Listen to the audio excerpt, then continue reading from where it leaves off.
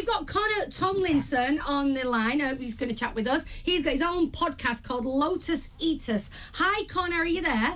Evening. Good evening. How are you? Yay! Thank you, by the way, for coming on the Is show. he in prison? That's all right. Well, train strikes kept me away from the studio. Otherwise, I'd be annoying you in person. Oh, well, next time, would you come in the studio? Absolutely. Right, don't chat him up, right? Oh, I love it when we have people in the He's studio. here to do a job, right? I like it when we've got... Get him talk about the Barbie film. Yeah, that's it. His job. Connor, talk about the Barbie film. I can't quite believe what they've made, because I don't think that the director, Greta Gerwig, or the writer, Kate McKinnon, both of whom are self-avowed feminists with a long and storied career, intended to make the most pro-patriarchy film for the last decade. And it's quite hilarious that's how it's turned out. So I accidentally really enjoyed it. So tell us why it's pro-patriarchy then, Connor. So it starts off with saying that Barbie came on the scene in a parody of 2001 film by Stanley Kubrick that allowed young girls to smash their baby dolls and break their heads open. And it says that Barbie actually solved all the problems of feminism. We see Barbie Land, and it's a matriarchy where the Barbies do everything from being president to being the bin men, but they get thanks by the most popular Barbie, which is Margot Robbie's stereotypical Barbie. The Kens, however, they're basically a serf class that exist to give the Barbies on-demand validation and to be their kind of friends, boyfriends, without ever staying at Barbie's dream house. And they don't even have a home. Like, Barbie, for all this time, doesn't even know where her Ken lives. He just sort of stands around on the beach all day looking pretty and then failing so he can be picked up by the Barbie afterwards and she can administer the pats and kisses. And when they go to the real world, because Barbie starts having an existential crisis because the woman that plays with her in the real world is also having an existential crisis. When Ken goes, he sees a montage of Sylvester Stallone wearing mink coats and men's faces on the money and realises, oh, in this world, men can actually do competent things like have jobs. And so he this does is steal described one particular book where he bases all that on, doesn't he? From the library. Yeah, he steals one book with like patriarchy on the front of it. But then what ends up happening is when he tries to enact patriarchy as the feminists conceive of it, he tries to get a job in hospital and a female doctor says, we don't have the credentials. And then a woman asks him for the time and he doesn't have a watch because he's a doll. But then he feels validated because she's asked him for a useful purpose. So when he goes back to Barbie Land, his version of patriarchy is the Kens getting jobs and running things and committing to a Barbie and writing them a love song, which basically means that they settle down. No, so they didn't do that. No, he wrote Barbie a love song as that was part of the plan for Barbie to get back at Ken, remember? So he took over Barbie's house, didn't he? And he basically what we need to remember here is that it is fiction. And I laughed out loud a good few times. It was very tongue-in-cheek. It was very silly and tongue-in-cheek. There were a couple of times, I will admit, that I felt a little bit awkward because I think I'm secretly a little bit of a feminist.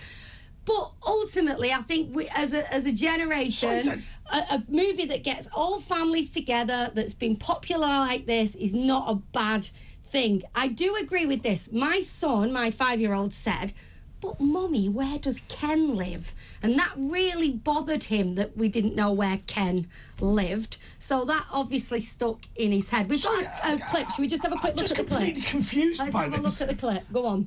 You'd have to watch it. You've got to remember though that they did agree at the end that that Ken should. It should be more involved. Is it possible you've all thought about this a bit too much? I thought that. I did think that because it was entertainment.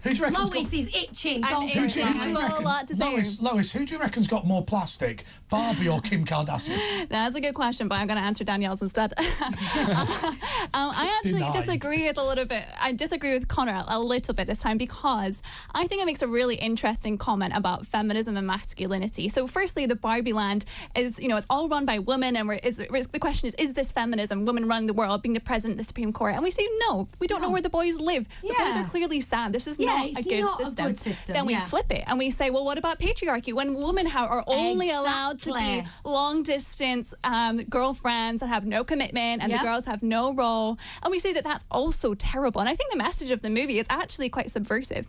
It says that women and men are different, which is important today, and it says that we flourish should be best. Appreciated exactly and acknowledged in their own right. We That's are what I got equal out of it but different, and each need to be supported in our own role. Should we just leave them to it and go down the pub? Yes. Yeah. Connor, do you hear what Lois just said? What do you think to that? I don't think it's quite accurate because I think the only way out is through, and the Kens have no frame of reference for a long-term relationship, really, but they're trying, so they're making a noble effort. I think the interesting thing, though, about the point about feminism not really working, that's because the Barbie world is ultimately sterile. Like, they make fun of the only pregnant doll in the whole place. They'd smash baby dolls' heads right at the start, but then what happens to Barbie is at the end, she goes to the real world. Now, it's interesting. Connor, I'm just going to stop you there because that was the point of the movie that made me feel uncomfortable. So I bought my daughter and son, because they both play with Barbies, I bought them a Barbie. They play together as a brother and sister, which is completely normal. Don't be weird about it. I'm not being weird. We're talking about a lump of plastic. No, we're not. We're talking about children playing, and that's how they develop, and that's how they grow, and it's important to civilization. So I'm sorry, we're not just talking about that. And I bought a doll that had a doll inside its tummy, and it was one of the favourite toys of my kids because how cool a doll where its tummy opens, and then there's a baby inside, and it's a little teeny baby that got played with until the baby doll got lost, and then can we have another one? And I couldn't find another one. And that was the little bit of the movie that sat a little bit heavy on me, where they said there's this pregnant doll, no one liked the pregnant doll, it was weird and freaky, so she's the weird freaky one. That was honestly the only part of the movie that upset me, because I agree with Lois, it was all about taking you on a story where Ken wasn't happy, that wasn't right, maybe there's a balance, isn't that life? That was all. I was really comfortable with that. It's a story, remember? But that little bit, I agree. Sat with me a little bit. No, I that. get you. It made motherhood kind of uncool, and it was like girls and Barbies, they can be president and Supreme Court justice. But don't have a kid. But don't have a kid. I know. But to be fair to them, on the other side, what's the last scene in the movie? Okay, sorry for spoilers, but Barbie becomes human, and what's the one thing that we're shown that has made Barbie made the transition to full womanhood? Is it that she gets a cool job? No. Is it that she has a cool Twitter following? No. It's that she turns up and has a gynecologist appointment, because women have a biological reality that makes their experience on Earth unique to women. And then that was the only point in the movie where it was sexualised, which was also great, because Barbie doesn't have private parts. It isn't sexual. Can I ask a question? Because I don't want to go into this in great detail, because I haven't seen the film, and I didn't want to sort of be ignorant during all this. But is this something that will have some sort of cultural impact on people, or are we just being a bit too obsessed with it? No, I think it will, and this is why I'm more happy to... Typically girls would play with, and that goes back, like they say, about smashing up the baby dolls. They were basically saying there wasn't dolls were just baby dolls, and then Barbie was the first doll that wasn't a baby doll. She was in a swimsuit, and she was a lady, a woman, and she was the first doll to be played with as a woman, which was great because that brought out a whole new stretch of imagination. So I know what you say. I know what you're saying. However, I think I think it'd be really sad to twist this and make it bad. I think they handled it pretty well, considering that ultimately, there is going to be. I mean, look at the fact that the whole of the CEOs were all men, and I mean. It was but that wasn't the case in actual Mattel either. Like that, they had female CEOs for about 30 years, including the former creator of Barbie. But they just omitted the idea that she was a CEO, even though a character showed up to play her. So that wasn't quite representative. No, they said that she was the CEO in the movie. I think they did. I wouldn't be able to remember that. I don't remember them saying she was the CEO, but they definitely said she was the creator of Barbie. And they said because they made a joke, because they said we had a CEO then, we had a CEO then that was a woman. Oh, that's right. So they make a joke about it for a little section. Yeah, they do make a joke. Yeah, but they were downplaying the fact that it was for 3 decades. I mean, like, that's just not accurate for Mattel. And also, it's not to turn it bad from a certain point of view, because if that's their definition of patriarchy, well, it seemed to have been quite wholesome